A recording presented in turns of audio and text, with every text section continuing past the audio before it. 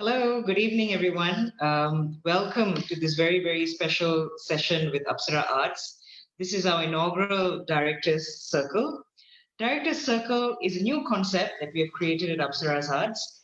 Well, it is an opportunity for you to get inside the minds of the makers of many of our productions. So today we have a very special meetup with some of the people behind the production called Anajsa, Unravel the Buddhist Monument, the wonders of Buddhist monuments. And this is a very special director's circle because it is in conjunction with the screening of Anajsa, which we are doing on a digital platform of Cystic Live that starts from tomorrow.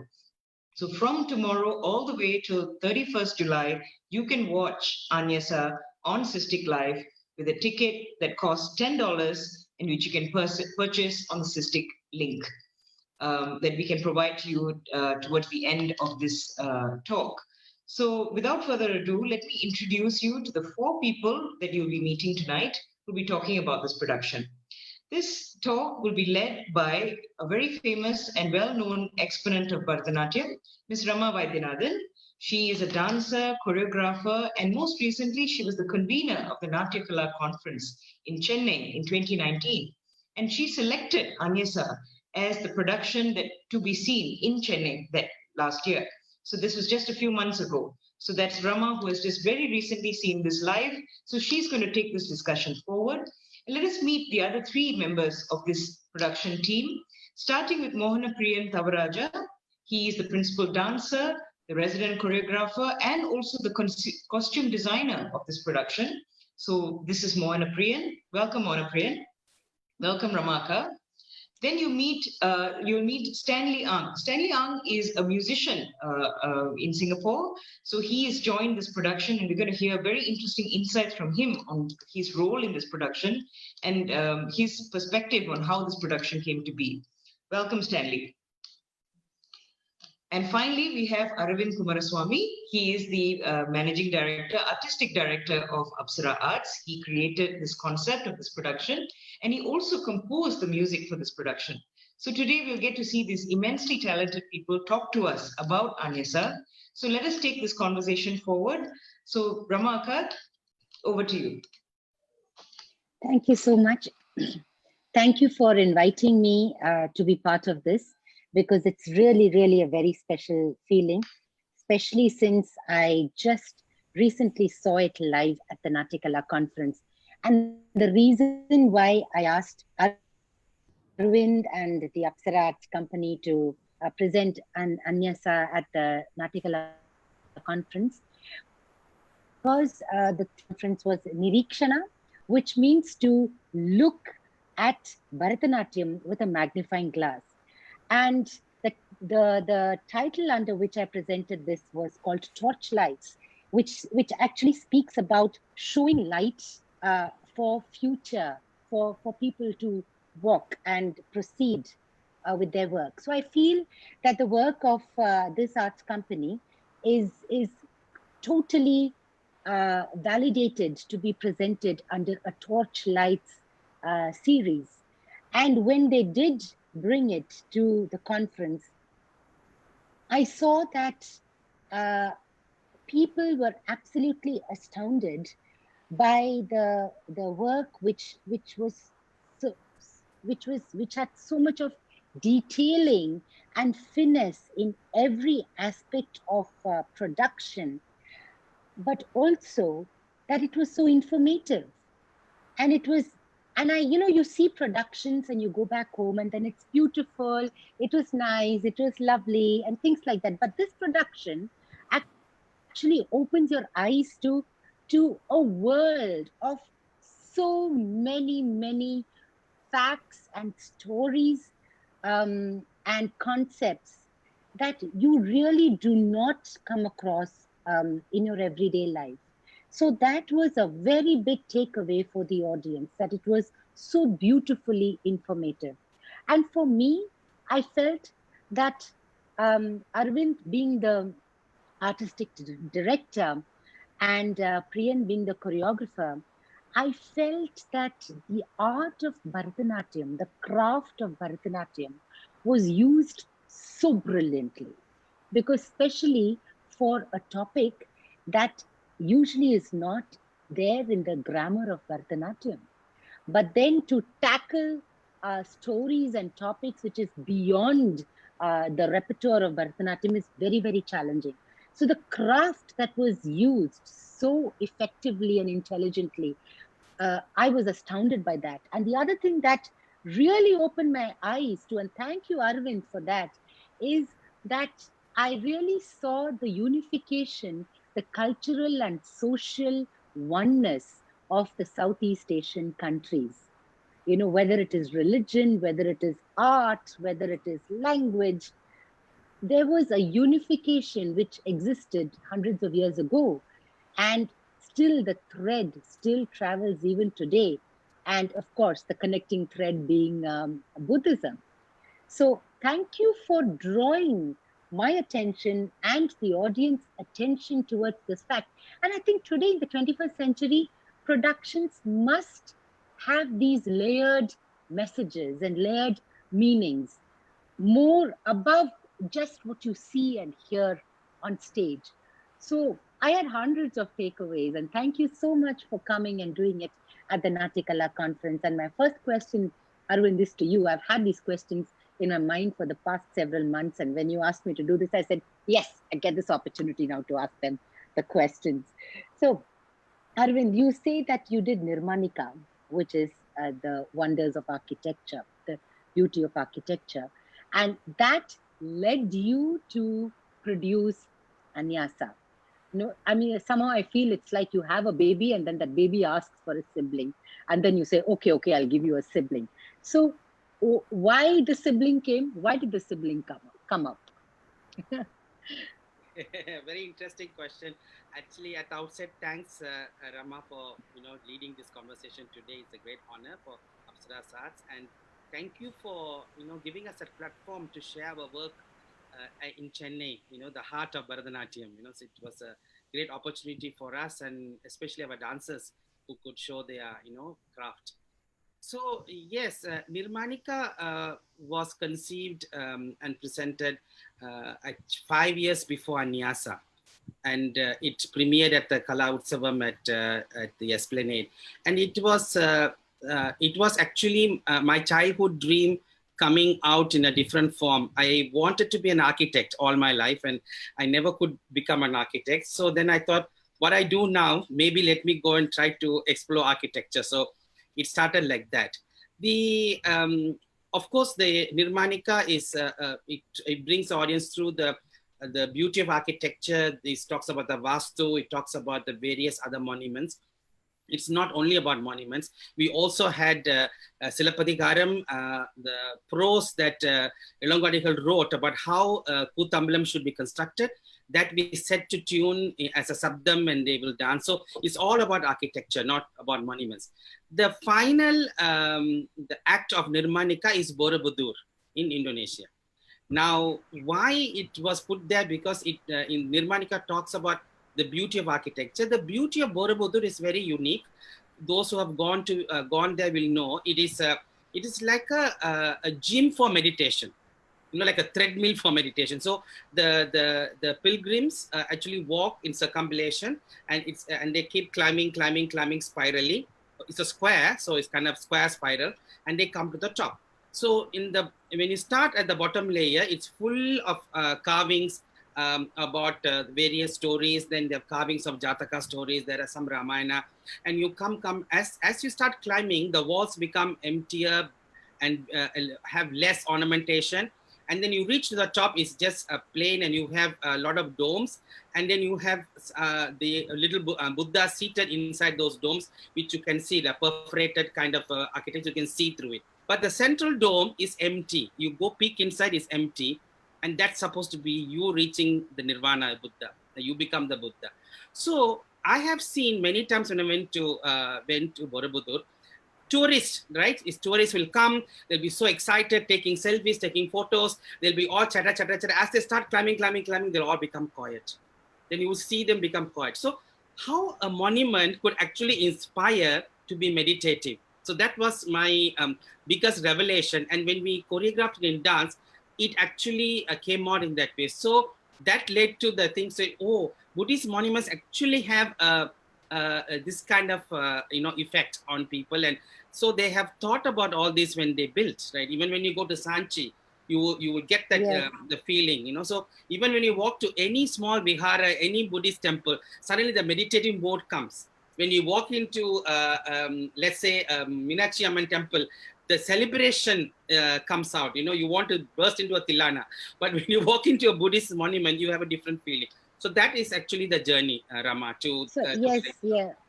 And I must tell you that you really hit the nail when you said peacefulness when you get into a monument. And that is exactly what we felt when we saw the whole production. When we were exposed to the wonders of the Buddhist monuments, slowly I felt myself, becoming calm within me and understanding the story that you were trying to tell me. And the music that you used and which you composed so brilliantly added so beautifully, and it actually gelled so well. And Stanley, for the first time, I must say, I heard the Yangching, and I found it very, very interesting. It sounded like an Indian instrument, uh, but the way you play was, but the way you played it was different. Now, the question I want to ask you is that the rhythmic cycle of Indian music is very different, and I think the grammar of your rhythmic cycle is also very different. Yes. So when Arvind set the melody, set the raga, and then you had to play with the other Indian instruments. So how did you negotiate that? Yes. So I guess I was lucky that Arvin was actually you know in the very earlier stages of the production. We actually sat down and we went through the music together. So I brought my mini instruments down to Apsaras, and then we sat down, and then um, he told me, he actually sang and played with me to make sure that I understood what was going on. So it was a matter of not just transcribing the notes into something readable, because in Chinese music, we can read either staff notation or numbers. So I actually transcribed it to numbers, but the rhythm is something that we will have to really like catch. So that really helped to sit down with him and to make sure that I really got what was going on. And I think beyond a certain point, I just decided to not transcribe all the rhythm, but just play by ear, and that was actually much easier. And it was a really interesting and fun experience. And hearing the music come together in the final production, it just sounded like it almost sounded like the instruments should have been in there, like even though they were not Indian instruments per se. Can you play something for us so that our audience can hear, especially from India, can hear how the Yangching sounds? Sure. Okay. So I have here with me the mini version of it. So the Yangqing is a very international instrument, and this particular make is actually from the US. So technically, it's not a Chinese Yangqing, but similar mechanism. And I hit it with two hammers, so that's another similarity between all the hammered dulcimers of the world, including the santur, which is an Indian instrument. So this is from the opening piece of Anajsa, and I still remember it as the first day I played it, in Victoria Concert Hall. So here goes.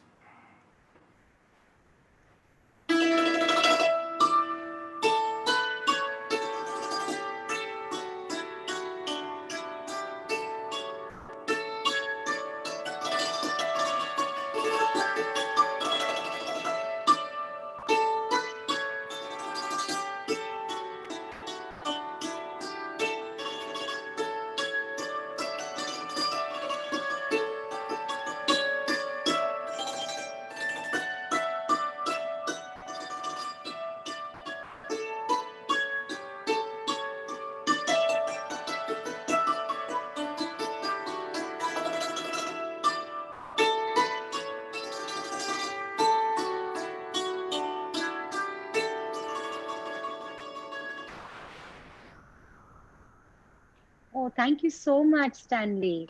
Arvind, was there a specific reason why you chose the Yangtze? Okay, so the whole idea of incorporating Yangchin was we are going to travel through Southeast Asia, and we are only going to have veena, flute, and mridangam. Then suddenly you will realize that when we leave Indian subcontinent, we'll be our audio and the video will be out of sync. So how do we keep the audio and video in sync? So we thought of bringing in Southeast Asian instruments. Now Southeast Asian instrument there are so much variety, but this Yangching is a cousin of Santur, is a cousin of Kim from Thailand, and so in Cambodia and so Indonesia. It is a very similar family. So that way the sound will be generic, and we don't have a out of sync. So, but again, I must congratulate Stanley and his other musicians who played. I mean, this is Bhageshri, and they don't have Gamaka system, and you can see how beautifully he's playing. And this is a very tough piece because this is a choreography for Lumbini, where Mahadevi gives birth to Siddhartha. It's a Vatsalya Sringaram. So he had to bring that out, and I think they did a wonderful job. You know, Priyan, I must congratulate you on that scene where she holds on to the branch and she gives birth. And then the way it was shown how Buddha walked on the 7 lotuses. Yeah. So the 7 lotuses, and she stands at the back, the mother stands at the back, and she just sees.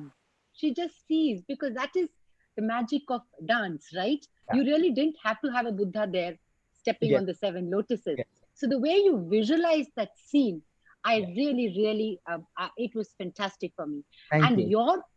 Your portrayal of Mara was, whoa, oh my gosh. I, sitting on my seat, I got intimidated. I said, I have to stay away from him. Okay.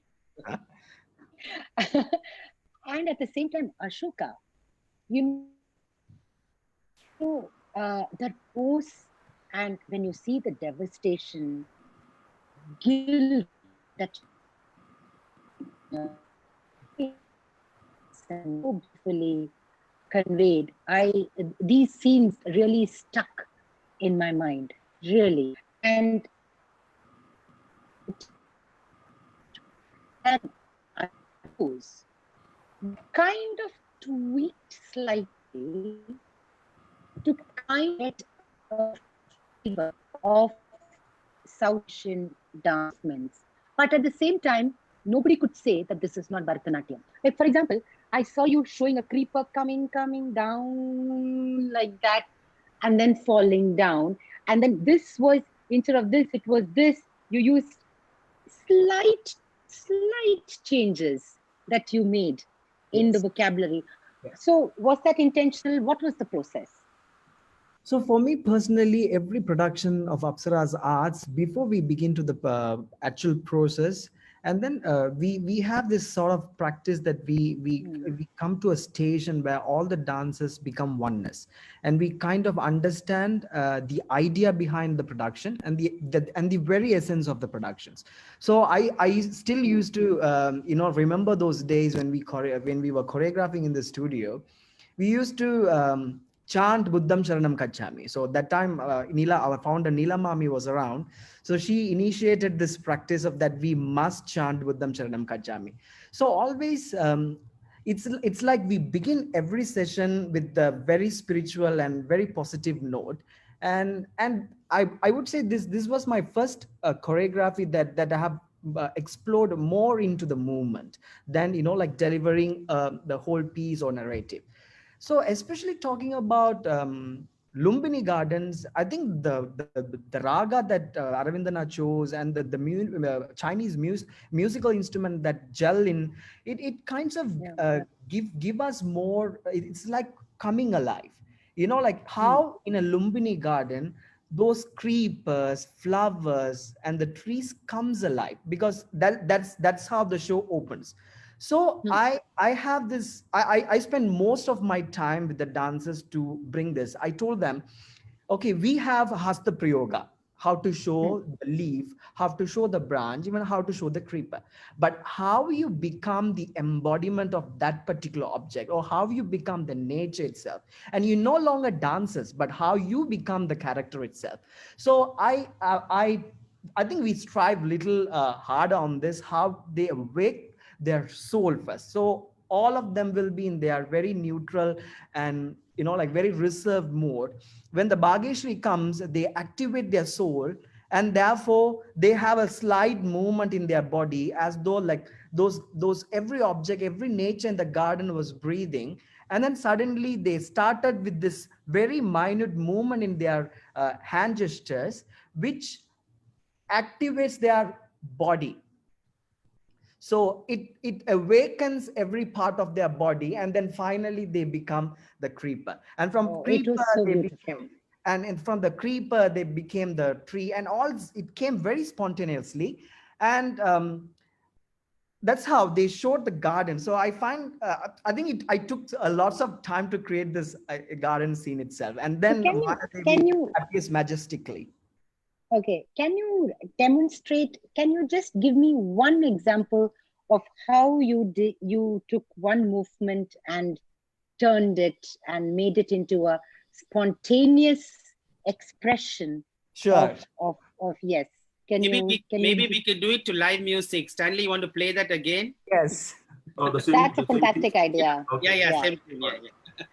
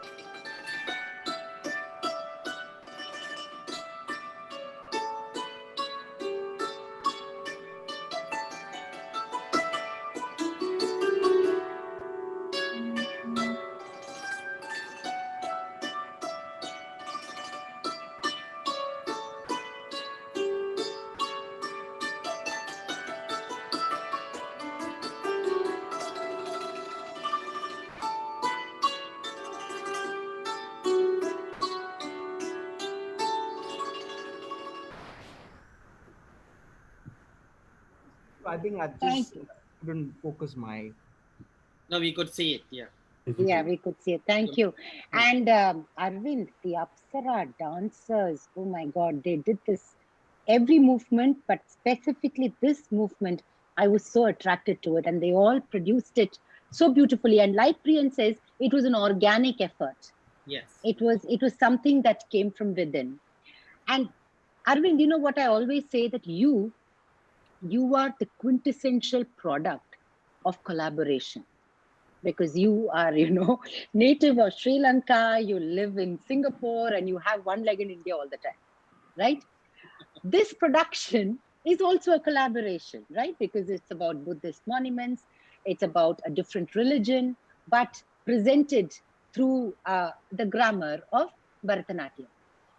And also, I felt the content of the production was also a collaboration, because it had narrative, it had description, because you had to describe the movements, and there was a narrative of the stories behind the Sthala Puranas, the monuments. And then there was also abstract, because the philosophy of Buddhism was brought out so beautifully in the presentation. And then you had music, and you had dance, and you had visuals. So I felt it was collaboration in different levels, in different dimensions. So I was really surprised to see that the collaborations in every dimension worked, and all this with no sahitya, with no words. It was just music and dance and visuals, and then your different levels of collaborations. How did you manage it? So actually, you put it so beautifully, as if it's some rocket science. But if you realize, the not having the lyrics actually helped us, because what happens is, when you have lyrics, then you are driven on that poet's vision or that. So it works most of the time, of course. But when we talk about architecture, I think it gave us a more freedom to create these movements. So the Lumbini Garden, like what you just saw, was created without us trying to, use lyrics to describe the garden, but use the choreography to describe. But what the audience don't see it is that behind these choreographies is the sutras and the text that we actually read and derived out of. So they are not sung, but they're actually underlined. So, for example, the Bayon in Cambodia, the Apsara coming out. I mean, it comes from the text. It comes from what the monument was built for, the history of it, and there's a lot of text available. And so we took it out, but we didn't sing it. That's the only difference. But as you said, it was a challenge because we are quite used to having lyrics to guide us along the way. So it was a challenge not only for the choreography, not only for the music, because then the music has to keep the audience attention with instrumental music, because there is no words to catch them and hook the audience to follow you on the low. So that was a challenge. Choreography was a challenge because now you have to use Angika Abhinaya right through. There's a lot of challenge for the dancers also. But I think end result was that Rama, Apsara Arts, we are trying to explore what an ensemble can do, right? So the earlier decades of ensemble was dance together, dance a tilan together. We can do choreographies, but how can you create an ensemble work where the entire Lumbini gardens come alive with multiple bodies who are trying to gather? See, one of our dancers as a solo, it will be a disaster, that Lumbini scene. You have to have all of them there. The garden has to come with them. So the choreography vision that was put and what Priyan did, it can only work with multiple bodies. And that's what we are trying to say as ensemble dancers, how it will work. Similarly, the Apsara, only one comes out as a solo, it won't work because they have to come as a cluster. Yeah, so that's what we were trying to explore. Yeah, so it was collaborations in different levels that worked so beautifully. Stanley, so I just spoke about what the reaction to Anajsa was in India. So as a Singaporean, what do you think was the reaction to Anajsa in Singapore? And you, what was your reaction? What did you feel when you were sitting in the audience, hearing this music and watching this performance? Well, I think from what I've gathered, I've had people who attended it, and the few friends who did go, they really liked it. And what I felt very strongly was that I wasn't that exposed to Bharatanatyam. I've seen it before, but having the way that they use dance to convey the beauty of these monuments, and having been to Borobudur myself, I mean, it's really quite a revelation for me. And just it's a very spiritual experience, I would say. And even if you're not say very familiar with the dance form, I think any audience, any Singaporean audience, or any audience from any part of the world could walk in and watch it and still enjoy it, because the storyline is there.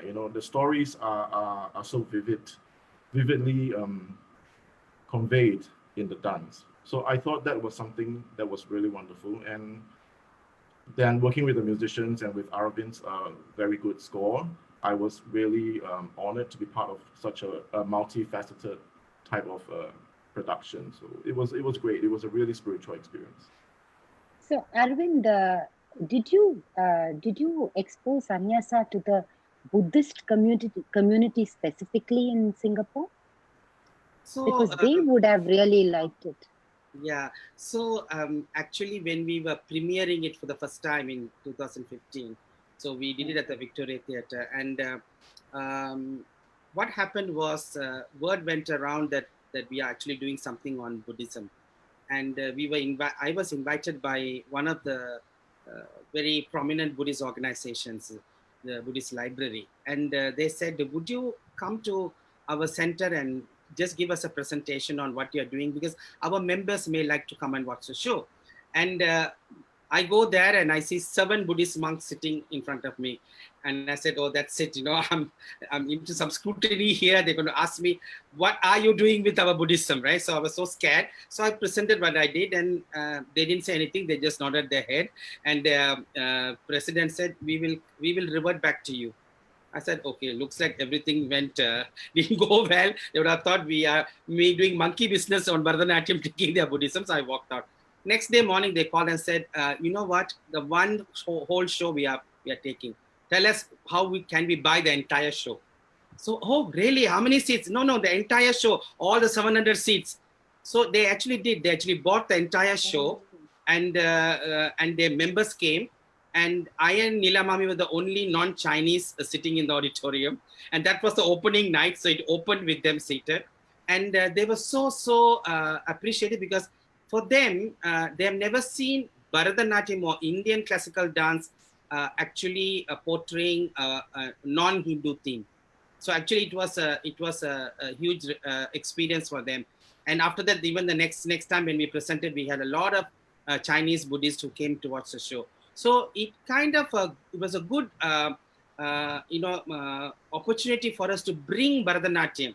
Because at the end of the day, we are bringing only Bharatanatyam. We're not dancing any Chinese dance there. So we are bringing Bharatanatyam to different communities through this common thread of Buddhism. So that was it was a good thing. Yes. So I think those Bharatanatyam dancers who are listening to us talk on FP Live, please, I think you can explore, because Buddhism and Hinduism are very, very closely related anyway, and they can be choreographed. Yeah, thank you for sharing this incredible story, Arvind. Because these are moments of pride for me as a Bharatanatyam dancer. When you use the dance form to transcend boundaries of nation, culture, religion, when you transcend boundaries, it is such a wow moment for me.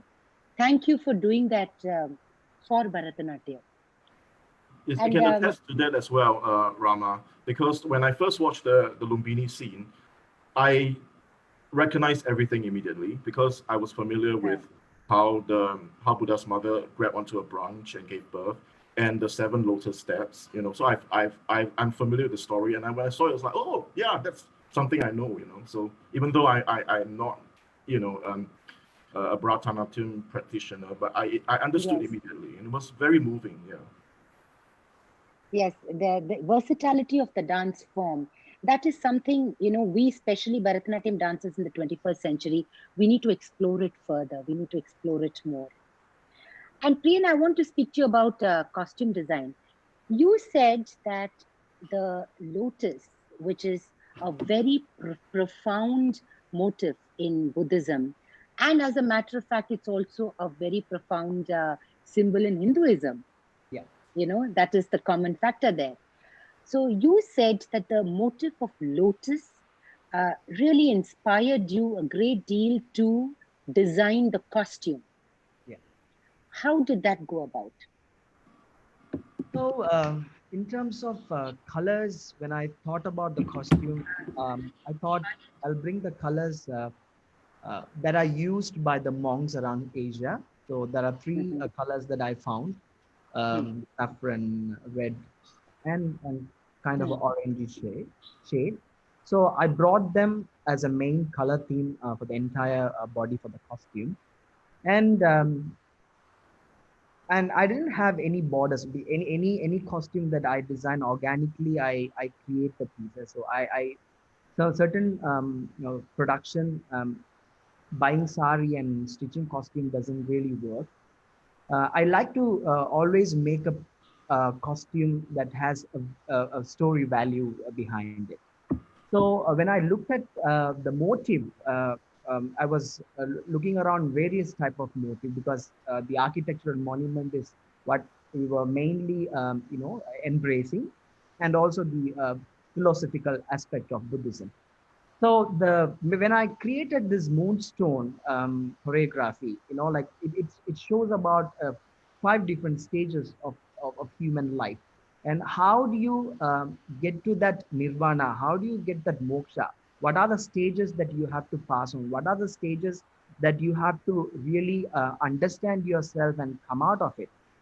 So the final ultimatum was that we learned through this production, the lotus. Lotus is where you seek moksha, seek nirvana. And many Buddhist temple, when you go, the pidam, the base of Buddha's statue is made out of lotus. And he walked on the seven lotus. And some of the Buddhist monuments in the base, and there are many types of, when we talk about the vigaras of Buddhist monuments, and there are the shape of the bell, sacred bell, and there are a shape of half moon, and there are a shape of a lotuses. So when you go around the monument, you'll see the lotus petals carved surrounded. So I thought I'll take that lotus motif as a main motif for my costume. So whatever I created with, it's about how the lotus reveal. And also it's not just alone the lotus, it's entangled.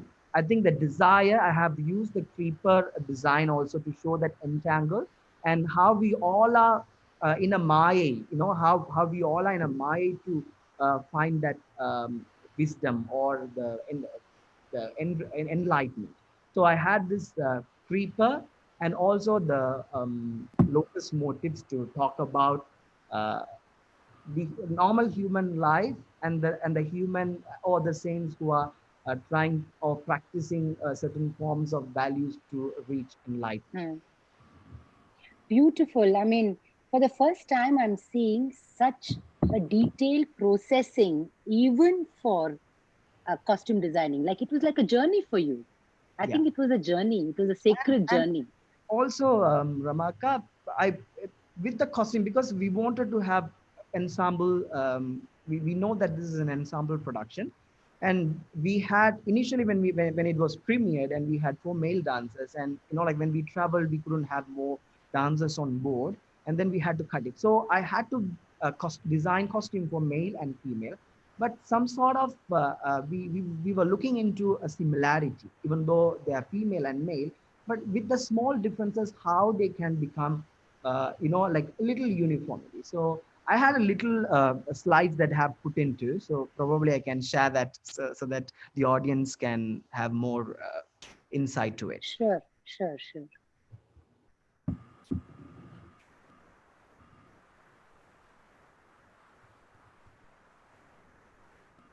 Slides of the headgears also. Yeah.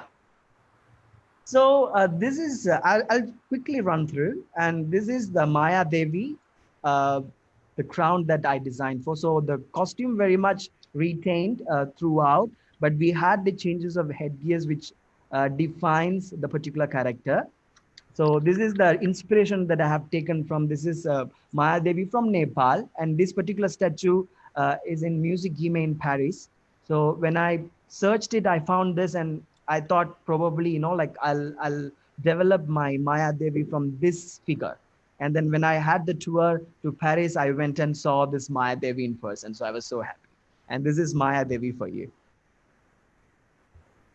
That headgear is gorgeous. Absolutely gorgeous. Yeah, it's also kind of, she was revealed in a Lumbini garden, so it has a very floral feel to it.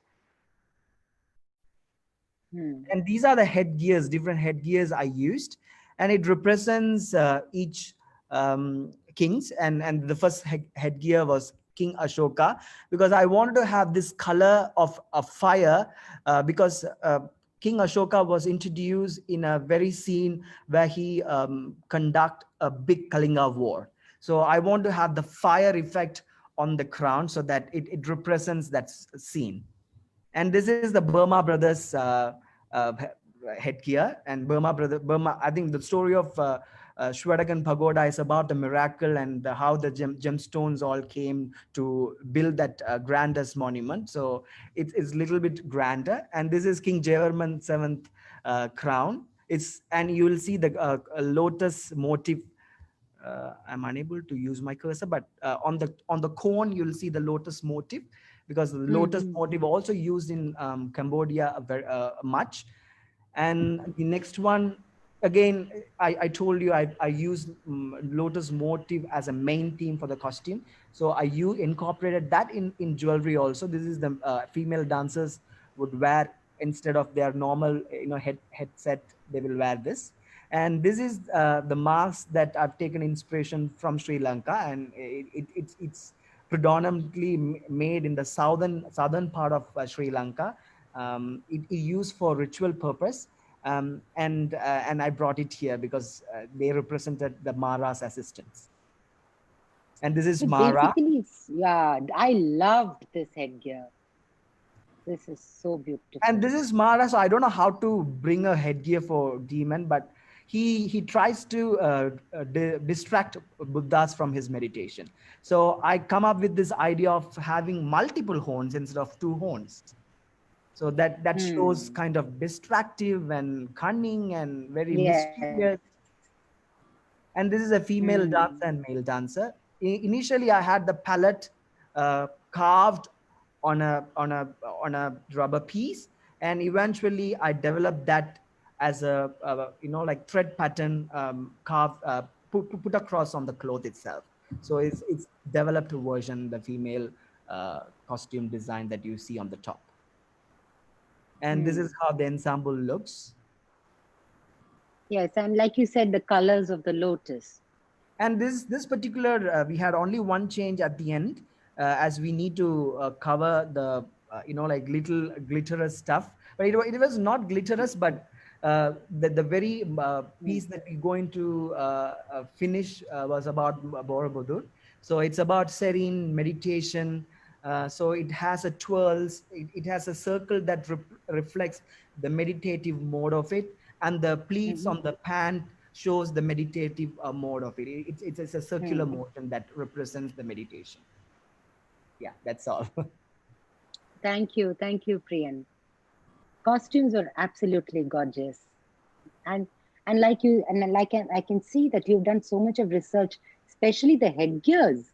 Yeah, You have seen paintings and sculptures, and you've done a lot of research yeah, to zero down on the headgear for each and every character. yeah, Yeah. And Arvind, I want to come back to the music. uh, you've chosen ragas, and there are a lot of Hindustani and Carnatic music ragas that you have chosen in the music composition. Did you by any chance kind of think of any melodies from the Southeast Asian music structure? Yeah. So, um, as the journey proceeds into Southeast Asia, you will see the raga choices will are changing. So, for example, when Anajsa, when we reach Cambodia, uh, I used Hamsanadam, which is pretty much a Cambodian melody, 5 note, and they use that Pradimatima very, very, very frequently. So Hamsanadam was the tune, but without gamakas, because the the instruments of Cambodia will not have gamaka system, because it's like basically a gamelan instrument with some string instrument. So it has to be played as notes by itself and not link one note to another. Hmm. And that's what we used for that scene, for example. But the underlying rhythm is actually if we could demonstrate, but we can't do it right now. But if you take out the hood of Hamsanadam, there's a Trikala Jadi sitting there very quietly. The dancers will execute. There's a Trikala Jadi from first beat, second beat. So our Trikala Jadi in this whole production Yes. is inside the Hamsanadam, where the Apsaras come out to dance. Right, so they come Yes, out to I saw dance, that. and the Trikala Jadi is inside with a very complicated korware, but the Hamsanadam just lays on top with Stanley playing it and all. But you don't. But if you break it up, you will see that there's a Trikala Jadi sitting inside there. Similarly, when we did the music for the Moonstone, I mean, that's a very important thing. Hmm. For some reason, many of our productions, when we are looking at it, I get drawn to Alaripus, because I think the Alaripu is one of the most beautiful composition of Bharatanatyam. and it's so flexible. You can do so much. I mean, we have watched your Mayura Alaripu as well. Priyan has a Mayura Alaripu of his own. I mean, it's so flexible. So I think the inspiration would have come from our work of Mayura Alaripu. So these are animal layers. So there is a Hamsa Alaripu, there is a Gaja Alaripu of the elephants, then there is a horse Alaripu, then there's a Kripa Alaripu, and then you have the lotus Alaripu. So it is based on Alaripus, but the ragas, of course, Hamsa, we use Hamsa Dhvani. For the Gaja, I try to use a little more stronger raga, so we put a Tilang there. And then the horse is all fast movement, so Suddha Saviri or Durga. Actually, we use Durga from Hindustani, though it's the same raga, but the tone was Durga in there. And then we go to, Hindolam for the final, Nirvana. But the underlines are Alaripu, and we actually purposely did Durgurdaga, Jamdirita in different nade. So it's actually a Panja nade Alaripu in a moonstone. But because the musicians are playing on top of it, you don't immediately think it's Alaripu until you listen carefully. Then we know there's an Alaripu underneath there. So these are some things that we did because, Rama, I think you also will agree, we have a very strong footwork vocabulary, and the Mridanga Cholu is so important. If you take that away, then we'll have freestyle Bharatanatyam. Then we can't call it Bharatanatyam. So how do you keep that intact, but don't make it sound as if we are doing now Trikala Jati? So how do we layer it? So these are the experiments we did with Anajsa. Okay. So I'm very curious, Stanley, how did you notate these? Because we call it swaras. So an Indian musician will write the swaras down, like sa re ga, and then he'll play that. So how did you notate the music? Oh, okay. I think it's easier if I just pull a book from my shelf and show you. No, but really, I'm really curious to know how he did that. Oh, okay. Our notation. So what I did was I sat down with Arvind to hear what the swaras actually sounded like, and then I converted them into something. Sorry, I have to turn off my. Yeah, your virtual screen doesn't allow. My Anajsa background doesn't allow such things, but I'll turn it off for now. No background. Okay, so it would be something like this. Oh yeah. Yeah, so it's like all numbers.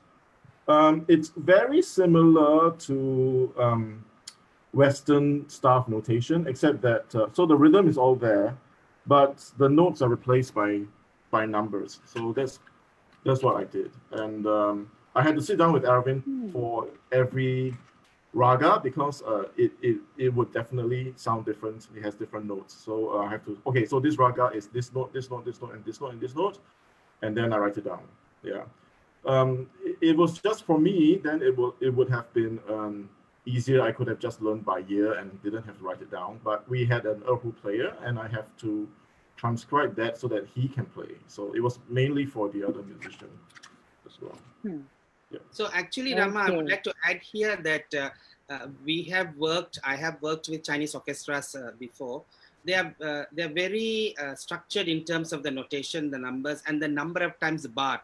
So if you take one extra tirmanam finished, they would have started the next bar. So because they go by the system very carefully. But Stanley had to be sensitive to our Manodharma because there might be extra one avartanam here, extra one avartanam, because we are having live musicians. And our mridangist and all, they might play one extra avartanam, right? And so he had to be very sensitive, and I think, it was a wonderful thing to see him not sticking to the bar chart. But then he was already, okay, throw the bar notation away. I'm here to play Bhagyasri now. So it was a revelation, and I think a good experience for Stanley. We put him through fire.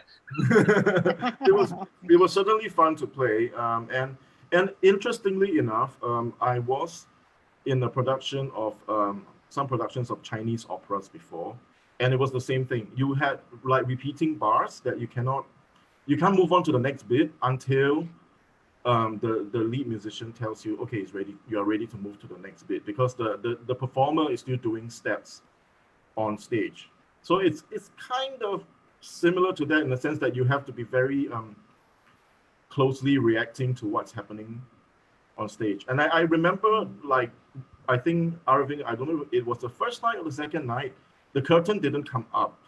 Yeah. So we actually, I was playing like one note, I extended it for very long. I was like, when is the curtain going to come out? Because it's not coming out. So it's quite fun.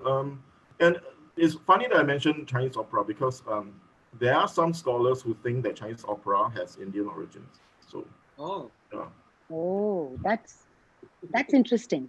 because the they use mudras, but you don't see Chinese people using mudras in anything else. Like, I mean, it's a Oh. Buddhist and Hindu thing, but you see Mhm. Chinese opera performers, they use a lot of mudras. Yeah, Hmm. yeah. Okay, Arvind, I want to share something. You know, I saw Anajsa at on the Krishna Gana Sabha stage, right? It was live. I was sitting in the first row. I saw it. But then you sent me the link, the video link, for me to go through it so that I can, remember what I saw, so that I can speak today. I must tell you that the whole experience of watching it on screen was very different from the experience of watching it live. And when I say different, I mean beautifully different. And the things that I missed while watching it live, I caught on when I was watching it on screen. And somehow there was a different flavor to the production when I saw it on screen.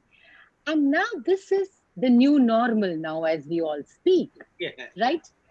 And now I know people keep saying, it's not the actual real thing by watching it on screen. The real thing is to be sitting in the theater and watching it. You know it, we know it, everybody knows that. But the fact is, the point that I want to make here is that there is a different quality of a production that you notice and that you experience when you see it on the screen. And I wanted to share this with you because I was surprised when I saw it. Because I've seen it live just a few months ago, but it was like seeing a different production because there were things that I was noticing, there was things that I was experiencing in different, especially in terms of acting, especially in terms of movements, especially in terms of expressions, entries, exits. It was really very, very beautiful. So I really want to make this point to the viewers that what we need to understand watching a dance performance on screen is A, going to be the new normal, and B, we have to harness its beauty in different ways. Do you agree to that? Yeah, actually, we saw this because this is the version that's going to go on live tomorrow at noon for the next 1 week. And we revisited that video probably after 2-3 years, and we were surprised because, oh my God, it looks so different from what we are seeing on the actual stage. Because, as you rightly said, the technology is there today for us to use it. I think most of the time we are guilty of not using it to our advantage. Okay, and we don't take. So this shoot actually was done well. They had put 3 cameras and they had done it, and Priyan sat with the cameraman and did the edit so that the choreographer is sitting on the editor's table, right? So you know where to bring in. So it's actually beautifully put together, and of course it is a beautiful venue that we performed also. Credit goes. So in fact, that theater is quite new in Sri Lanka. It's in Colombo. It is an Nelum Pokana, means a lotus pond. So, it was so magical when we found out the name of the venue is also lotus. So we went there, and it has got this hydraulic stage segment that can go up and down. They can go on a press of a button, go up and down. So our Apsaras actually descend from heaven in that scene. Mara, you will see in the video, he actually will come out of the earth. I saw that. So Yeah, I saw that. we can't do, and it can be timed to the Tala system. So it was very beautiful. So we know exactly one Artham going to take how many seconds, and they will then bring it up to Talam. So this was a good experience. But you are right, the new norm is there, and I think there is a different kind of Rasanubhava watching a digital version. Of course, Absolutely. it may not be the same, but it is a different one. And again, it's another experience. And you know what? The best part, Rama, we can rewind and see it again. And for me, the experience of coming to the very earth from underneath the earth, like I'm coming back to the real time world. So that was my first time ever, like visiting below the stage, like we don't have those facilities Mm-hmm. around like that Nellumpokuna do. So it was different experience. So, Arvind, we have a lot of viewers, right? They may be Right. asking questions. Do you want to take questions from them? Yeah. Are you able to see, or maybe I will invite Vidya so that she can help us with these questions. Yeah.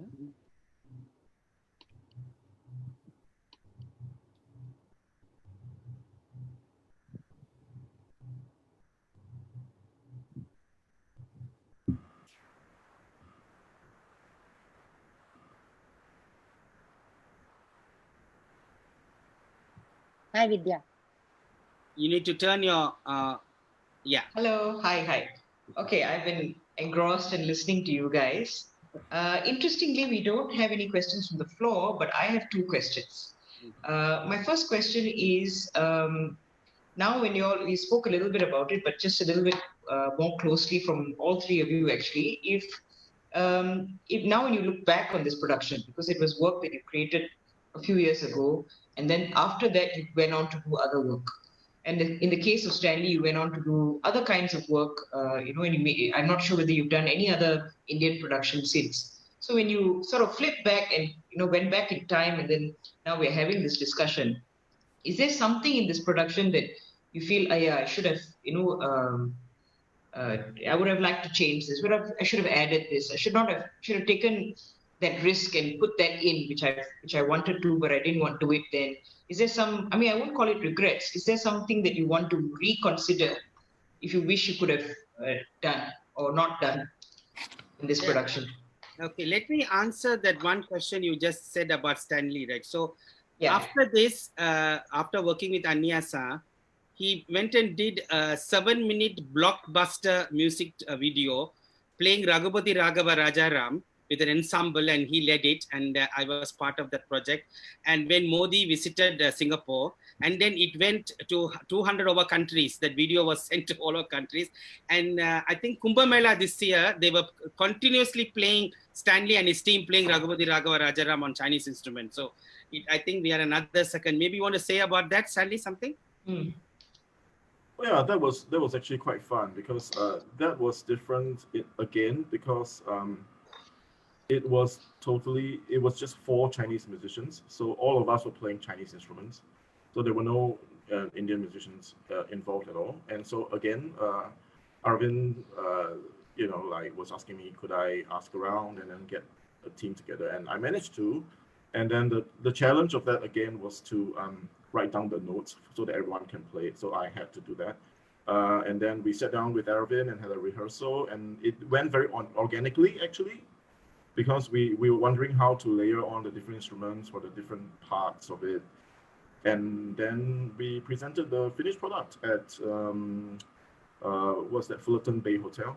It was really quite an experience, and it was a prestigious event as well because PM Modi was there, and it was for an occasion that commemorated Gandhi's ashes being scattered in Singapore. And I remember distinctly that a lot of the attendees were very moved, and actually one of them was talking to, I think, Rosie, who played Erhu, and she started crying. Yeah, I think she said she really missed uh, Gandhi, something that really, so the music really, really moved her, which I thought was, wow, okay, so that's the power of music, I suppose. Yeah, completely. Thank you. That's great. Priyan, do you have any thoughts on this? Yeah, I think it's the common thread. Ramaka was talking about it around Southeast Asia, but is it's I'm very deeply involved in that thread too, because most of my researches that I do for my academic career in dance, it's based on these areas. So when I experience those instruments that are commonly used in Southeast Asian countries for their classical, maybe a classical form or a folk form, and there are certain instruments commonly used. But I think every country has got their own type of own type of music, and also they have very unique instruments. But the idea is, we only talk about that Hinduism that been represented in different forms, but the thread is the same.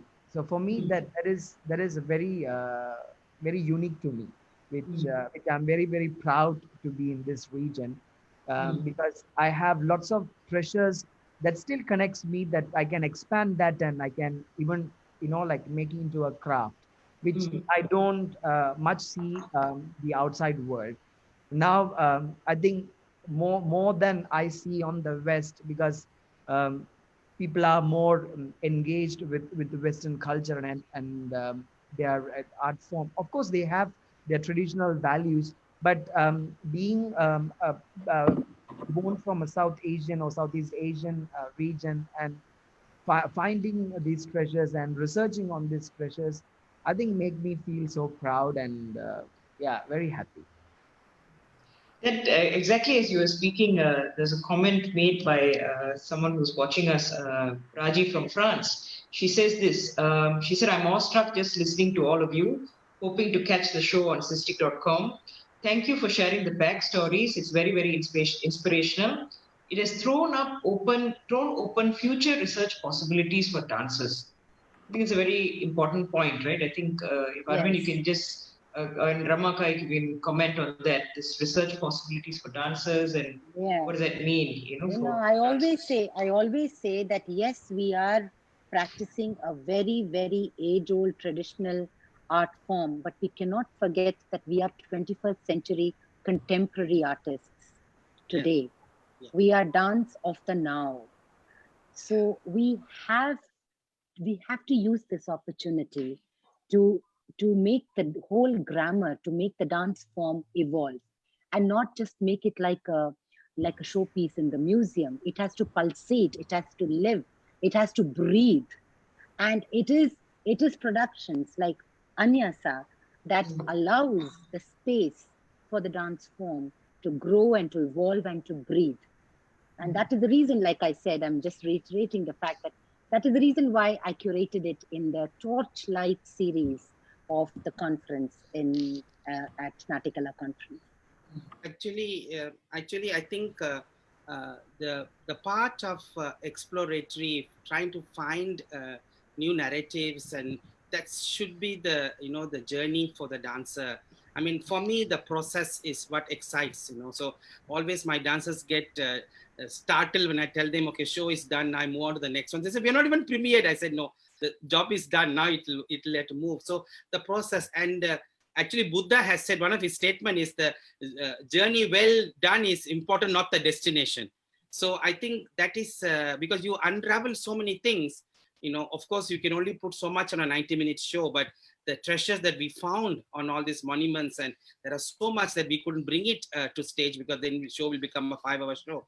But that experience of understanding what happens is that we then understand our Bharatanatyam much more in depth, while we try to explore, while we try to use a vocabulary, we try to, we actually then suddenly discover, oh my God, these mandalas are working so beautifully, which we took it for granted probably. But then suddenly, so actually your own understanding of your own music, your own aesthetics, your own dance grammar becomes more stronger and deeper as you try to explore, So I think it's a very good, opportunity to seize upon, to look at it.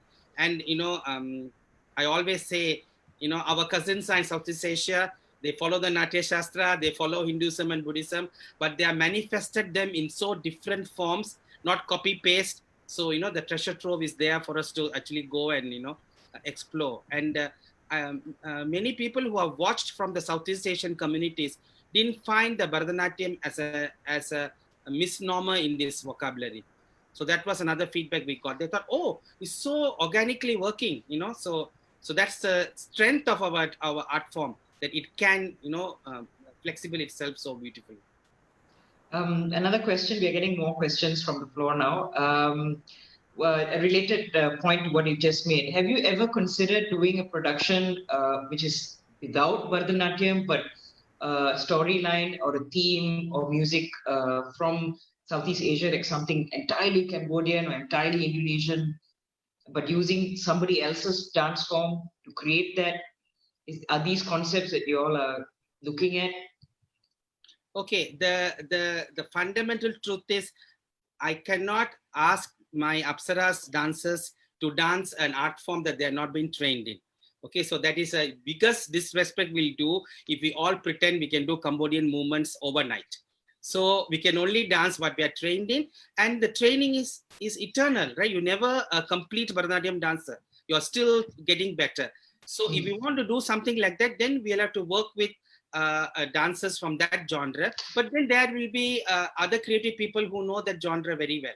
So I think that's my answer. So even our Bharat ensemble, we don't make them do Kathak Chakars and Odissi Tribangis because the bodies are not trained.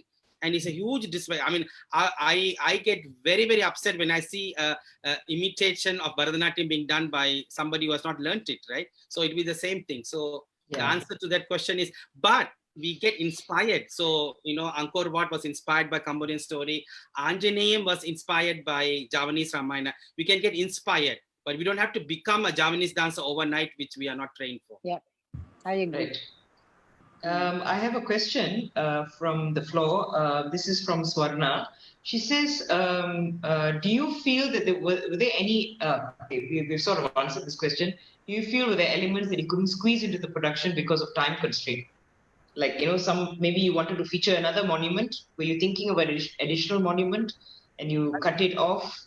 In fact, there are so many monuments we left out because even in India we covered only 3. There are so many. Then in Sri Lanka there's plenty, and we only chose one monument. So yes, we had to leave out. And also I think it's not just content cutting; it's the flow. It's a journey, right? Anajsa means path in Pali. So it's a journey, and the journey has to lead to somewhere. It had to lead to Borobudur to go into the meditative mode, the fundamental of what Buddha is trying to say. So start at the birth, but we are not doing the life of Buddha, but we are trying to bring the journey of Buddhist philosophy understanding. So we had to choose the monuments in that way. Right. I have a question from the floor. A lady named Bharati Murthy has asked this question. She's curious about the numbering of the swaras. How did you distinguish the different notes to create different ragas? Did you follow the swararasta numbering pattern, or did you have another way of doing it? The numbering system that Stanley showed you is the way the Chinese musicians notate their swaras. They use numeric. We use sari, gama, our alphabets. They use numeric. So it's not something that we invented for Anajsa. That's how Chinese musicians notated. But the Chinese musician can read both Western notation style. They also can read their own style. But the number system comes from them. Okay. One more question. This question is, how did this, you must have performed this a number of times now in several overseas countries. In Singapore, you've taken this and toured this in a couple of places, India, Sri Lanka. You've gone to the UK with this production as well. So the question is, how has this production evolved over the years? Were there any significant modifications inspired by previous performances? Is there, like the one we're going to see is the one done in Sri Lanka, but the one that you did in the UK or the one in Singapore, is there any major changes? I think the evolution of the production is it's something that's to stay, right? So we learn as we watch. I mean, even when I watched the Natya Club conference version, there are some ideas. So we have made improvements. Of course, tightening in terms of duration is something that we always try to aspire for. In terms of the choreography, nothing major has changed. Okay, it's the same choreography, but I think the truth is our dancers got better and better when they start to perform again and again. I mean, that's a fact. I mean, even a soloist gets better with a varnam after a number of times doing. So what they're going to see is actually an evolved version of the dancers more internalized with the movement. So it'll be a good experience, and as Rama said, it's a digital experience which is very different, and it's going to be quite in fact, nice experience. So that's the evolution. I want to put it on. Yeah, I want to put it on record to everybody out there to please watch it, because it's going to be a fantastic experience. It's going to be informative. It's going to be an eye opener to see the versatility of Bharatanatyam. And then it's the whole, the spectrum of the production is so large and vast and so beautifully done with so much of detailing. I want to reach out to each and every one out there to watch it. Thank you, Yes. Rama. Thank you. Yeah. Coming from you is a big endorsement. Yeah, I think one area we haven't covered in this discussion is the set design and the digital art that seem to. I saw a couple of pieces of digital art in the trailer, and I remember the piece that you did for Natya Yatra last year. You recreated the moonstone appears as the dancers perform. How did this digital work get created to fit the So, production? in the first premiere, we actually had literal representation of the monument for the people to understand, right? The current version that we are performing, the credit goes to Gyandev, who actually came up with a wonderful idea of animating it through, illustration. So the moonstone, you will see a semicircle. As the swans finish their Hamsa Alaripu, you will see the swan layer filled in. Then as they do, the elephant will sing. So the audience are seeing a real-time building of the moonstone as an artwork, but it is not intrusive. It doesn't take away the dancers. So we came up with the thing, and Gyan used the same color that is of the costume, so that it's not some other element which is not there. So that is the version that we use now, and it has kind of worked well, because it is kind of a subtitle without subtitle.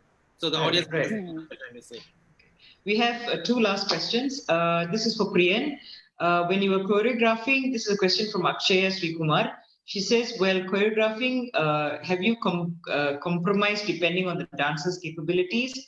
Or how did you get your thoughts put together so that you can, achieve what you want to imagine, but at the same time, you have to see the ability of the dancer. So how do you manage that challenge? So any production doesn't born within a month or two, and for Apsara's arts production, we take a while to even to um, brainstorms ideas, convert them into a dance vocabularies, and underlaying the music, and finally bring it to a product. It take a process. Similarly for dancers also, when the dancer is chosen, I think not every dancer will have the same capability, but as they go in the training, they do come together. But in terms of compromise, yes, I think there are certain vocabularies which I would like to have the dancers to execute it. But eventually, but sometimes like it's very, if it's very movement oriented, and then not everyone used to that, but eventually they'll get it. But it's a number of practicing, it's a number of hours they put in for practice. But I don't easily compromise, but sometimes I do perform whether it's humanly possible. So I don't do things which is not possible out of human body. But there are sometimes I challenge myself, and also I challenge my dancers whether they can come out to express those medium that I wanted to specifically choose for the theme. All right, the last question. This is from Tara Hasnain. She says, the Buddha story is an Indian story as much as the stories around Hindu gods. Most Indians still don't see Buddhism as very different from Hinduism, as they still don't see Buddhism as very different from Hinduism. So Bharatanatyam is able to carry it. Do you have any comments? Actually, when I started on this journey, I think we were quite mindful of how to bring this story out in the vocabulary, because there were two very important sacred principles.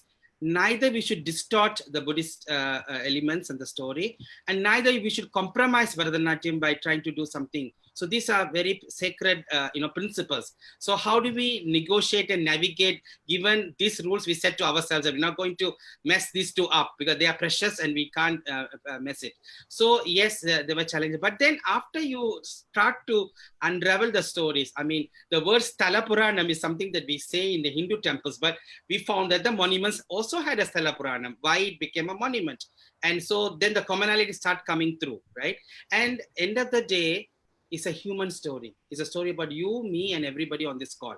We're not talking about some alien story here. So all of us can relate to it if we open our eyes. Most of the time we are so close that we don't think but it's the same story, and I think the revelation and what Buddha's trying to say is what. So I will here bring a very important revelation we found is in Cambodia. So when we went to the Jayavarman, the seventh monument in Bayon, so Hinduism first went to Cambodia. The Buddhism came along later. But Jayavarman the seventh rule is where the Buddhism thrived.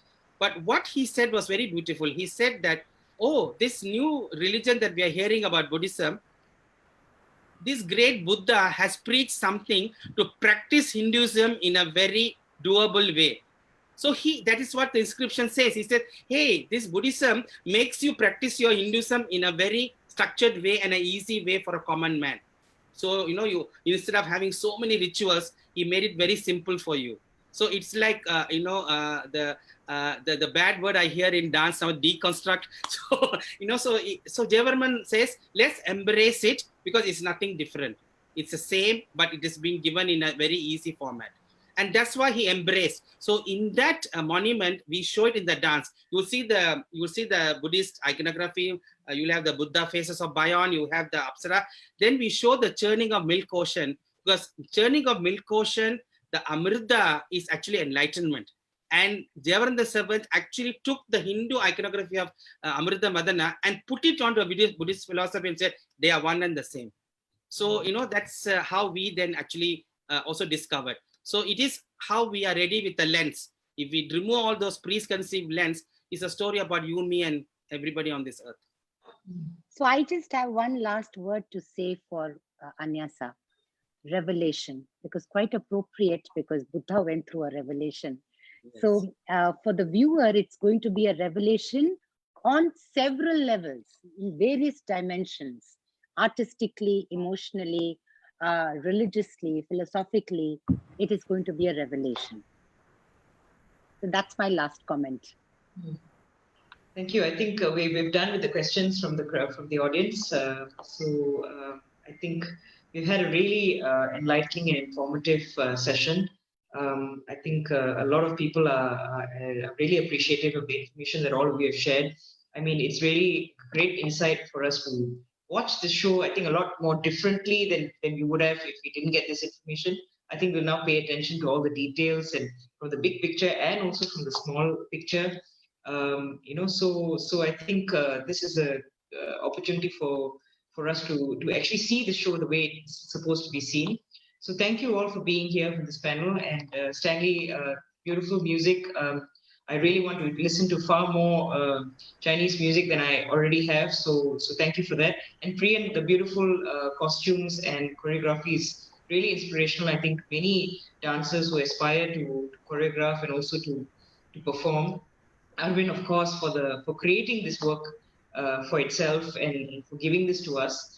I think it's a gift. And Ramaka for being such an outstanding, someone advocate for this production. And we really thank you for taking time out of your schedule back in India. And we hope things get better over there as well. And for being here with us. So thank you everyone who's tuned in for this live Facebook and Zoom session. This session is being recorded, so it will be available on our Facebook page, so you can revisit it to listen to our experts speak about this production again and again. And we hope all of you will take the time to watch the screening. There's a week to watch it. The Cystic link is provided on the chat, and also it's available on our page. It's $10, and in India it will cost you about 500 rupees. We've made it as affordable as possible. So we hope that everyone watches this production and enjoys watching it a few times over if they can. So thank you all very much. We're going to end the session right now. So till next time, we will also be having two further talks in the course of this week. Different aspects we will be discussing. On Saturday, we will have two experts talking to us about the Buddhist monuments itself. So we're going to sort of go into a focused look at the specifically four monuments, Bayon, Borobudur, Watagade, and Sanchi. So these four monuments will be taken. We'll take a closer look at them. We have two amazing speakers, Peter Lee and Dr. Chitra Madhavan, who will be speaking, and they'll be moderated by my very good friend and expert also on Buddhist art and Buddhism itself, Taradar Hasnain. And join us on Saturday. This is on at 5 p.m. On July 25th. So you can register on.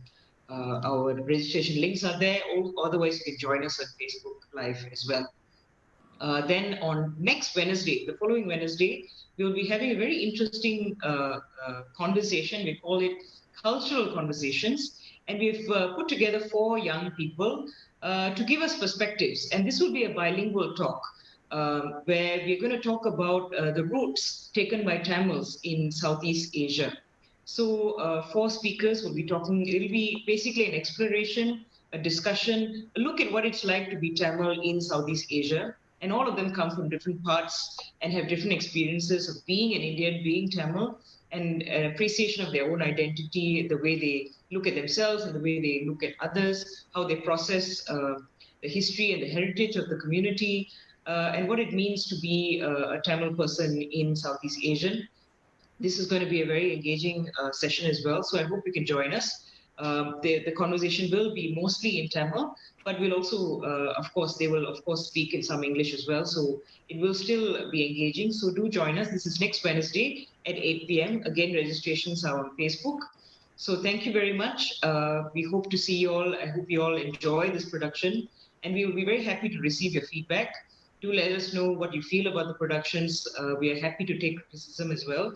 So thank you very much. We hope to see you again next time. Thank you all once again. Thank you. Thank you. Thank you. Take care. Good night.